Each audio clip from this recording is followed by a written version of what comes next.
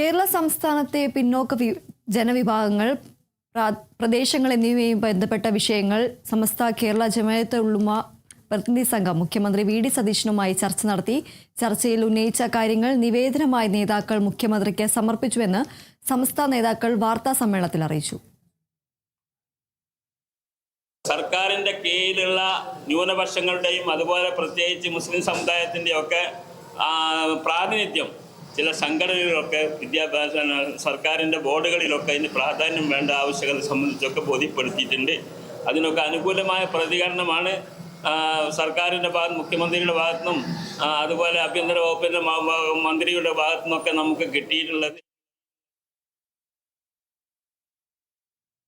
ഇടുക്കി മൂന്നാറിൽ വീണ്ടും വാഹനങ്ങളിലെ അപകടയാത്ര. അന്യ സംസ്ഥാനങ്ങളിൽ നിന്നെത്തുന്ന വിനോദസഞ്ചാരികളാണ് അപകടയാത്ര നടത്തുന്നതിൽ അധികവും. ഇന്നു മാത്രം 2 സ്ഥലങ്ങളിലായി അപകടയാത്രകൾ നടന്നു. പഴയ മൂന്നാർ ഹൈഡൽ പാർക്കിന് സമീപം സഞ്ചരിച്ച വാഹനത്തിന്റെ ഡോറിൽ കയറിയിരുന്ന യുവാവ് പിന്നാലെ വാഹനത്തിന്റെ മുകളിലേക്ക് കയറുകയായിരുന്നു. ലക്ഷ്മി വീരിപ്പാറ വാട്ടർഫോൾസിന് സമീപവും സമാന സംഭവമുണ്ടായി. വാഹനത്തിന്റെ മുകളിൽ കയറിയായിരുന്നു യുവാവിന്റെ അപകടയാത്ര. ഇത്തരത്തിൽ സോഷ്യൽ മീഡിയയിൽ പ്രചരിക്കുന്ന ദൃശ്യങ്ങൾ ആശങ്ക വർദ്ധിപ്പിക്കുന്നുവെന്നും നിയമലംഘകർക്കെതിരെ കർശന നടപടി സ്വീകരിക്കുമെന്നും പോലീസും മോട്ടോർ വാഹന വകുപ്പും അറിയിച്ചു. വരും ദിവസങ്ങളിൽ മൂന്നാറിലെ ടൂറിസ്റ്റ് കേന്ദ്രങ്ങളിൽ സംയുക്ത പരിശോധന ശക്തമാക്കുമെന്നും അധികൃതർ അറിയിച്ചു.